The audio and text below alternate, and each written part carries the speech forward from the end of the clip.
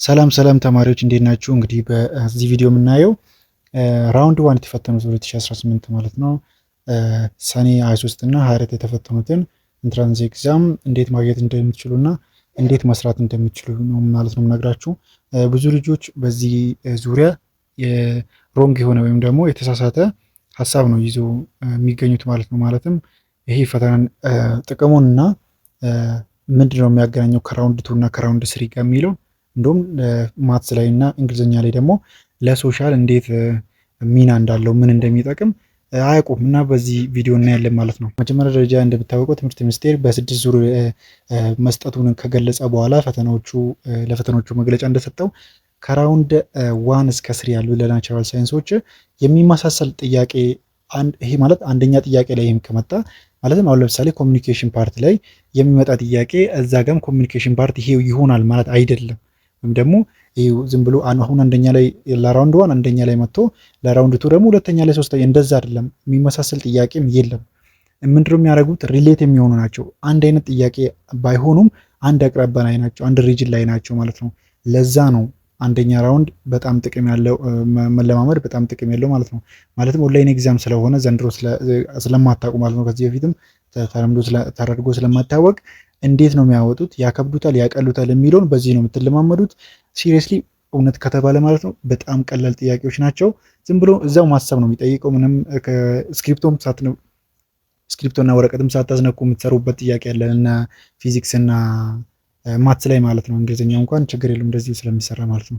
ስለዚህ እነዚህን ኤግዛሞች መለማመድ በጣም ጥቅም አለው። ስትለማመዱ ደግሞ እንዴት ነው ዲፕሊ ገብታችሁ መለማመድ አይደለም። ጥያቄውን ታዩታላችሁ ምን መጠየቅ እንደፈለገ ምን ፖርሽን ላይ ጥያቄው ሲምፕል ከሆነ ዝም ብላችሁ ሲምፕል ነገር እንትን እየተደጋገማችሁ መዋል ጥሩ አይደለም። አሁን ለምሳሌ ኮሚኒኬሽን ፓርት ቢቀላችሁ ከሆነ ኮሚኒኬሽኑን ፓርት ዝም ብሎ መለማመድ ሳይሆን አሁን ፈተናው ላይ ምን ስትራግል የሚያደርጋችሁ ምን መጣ ሚሊዮን ነው ማየት ያለባችሁ። አሁን ለምሳሌ ማትስ ላይም ከመጣው ለምሳሌ እናንተ ሶሊድ ፊገር ከከበዳችሁ ማለት ነው ሶሊድ ፊገር ላይ ሄዶቹ አሁን ለምሳሌ ራውንድ 1 ላይ የመጣውን ስንት ጥያቄ መጣ እንዴት ነው የሚጠይቀው የሚለውን ታዩትና ሄዳችሁ እናንተ ደግሞ መከለስ ትችላላችሁ። ምንም አይከብድም ማለት ነው።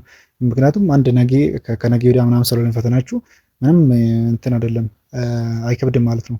አሁን ለራውንድ 2 ነገ የምትፈተኑት ማለት ነው በጣም ሲምፕል ይሆንላችኋል። አሁን ዛሬ ማታ ራሱ ብታዩ ብዙ ነገር ነው የምትረዱት። ለአንድ እንኳን አንድ ቀን ማለት ነው አንድ ሰዓት ሁላ ብዙ ነገር መቀየር ትችላለች።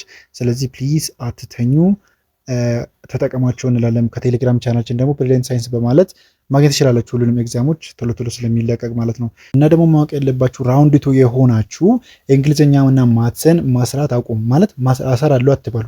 ማለት ሁሉንም ሰርቼ 60 የተፈተኑትንም 100 የተፈተኑትንም ሁሉንም ሰርቼ ምናምን አትበሉ። ምንድን ኮንሰፕቱን ይሁና ከአንድ እስከፈለጋችሁ የሚከብዳችሁን ፖርሽን እየዘለላችሁ ይሁና የከበዳችሁን ቦታ እንደዚያን ነገር መጥቷል ብላችሁ ራሳችሁን አሳምኑ። መጨመር ያለበትም ትንሽ ጨምሩ እንጂ ራሳችሁን አታስጨንቁ። ሁሉንም እሰራለሁ ምናምን ብላችሁ ካልኩሌት አታርጉ ማለት ነው። ኦቨር ነው የሚያደርጋችሁ ማለትም ዲፕሬሽን ውስጥ ያስገባችኋል። ራውንድ 2 ላይ የምትፈተኑት ለምሳሌ ነገ የምትፈተኑት ማለት ነው። ራውንድ 3 ላይ ያላችሁት ቁጭ ብላችሁ ስሩ፣ ሁሉም ችግር የለውም ምንም ኤፌክት አያደርግም ማለት ነው። ራውንድ 2 ላይ ያላችሁ እንግሊዝኛና ማትስን ምን ላይ መጣ ምን ላይ ነው የሚከብደው የሚለውን እየዘለላችሁ እንጂ ሁሉንም ከሰራችሁ ዲፕሬስ ትሆናላችሁ ማለትም አቴንሽን ትሆናላችሁ። ተው እንደዛ አታርጉ ማለት ለራውንድ 2 ነው። ለራውንድ 3 እና ለሶሻል ሳይንሶች ዲፕሊ መስራት አለባችሁ። ይህ በጣም ቀላል የሆኑትን አሁን ማለት ነው እናንተ ስትማሩ ቀላል ነው ብላችሁ ያዘለላችሁት እዚህ ላይ መጥቶ ለዩኒት ነገር ትሸውዳችኋለች። ስለዚህ እናንተ ማወቅ ያለባችሁ ጥያቄው የሚመጣው ከላይ እናንተ ከምታስቡት ከባዱ ሳይሆን ከስር ባለው እናንተ ከዘለላችሁት ነው። ስለዚህ ምንም ነገር መዝለት የለም። ትንሽ ነገሮች ላይ ማተኮር አለባችሁ ማለት ነው። ራውንድ 1 ላይ የተፈተነውን ጓደኛ አውቀዋለሁ ማለት ነው። እሱ ምን እንዳለኝ እኔ የዘለልኳቸው ትንሽ ናቸው ብዬ የዘለልኳቸው ነገሮች በጥቂቱ ምንድናቸው የሚሸውዱ ጥያቄዎች ነበሩ። ማለትም ትንሽ በጣም ከባድ ናቸው። ከዩኒት 1 ከዩኒት 2 ምናምን በጣም ሲምፕል የሆኑ ጥያቄዎች ናቸው። ነገር ግን ትንሽ ማሰብ ይጠይቃል። እዛው ላይ ነው። ምንም ከባድ ነገር የለውም። ካልኩሌሽንም አይጠይቅም። ስለዚህ ትንሽ ነገር እንዳትዘሉ ብሎ ይሄን ኢንፎርም አድርጎኛል ማለት ነው። ስለዚህ እናንተም ብትጠቀሙ ትጠቀማላችሁ ብዬ ያስባለሁ። ለበለጠ መረጃ ኮሜንት ማድረጋችሁ እንዳትረሱ። እዛው መልስላችኋለሁ። በሌላ ቪዲዮ እስከምንገናኝ ይመቻችሁ።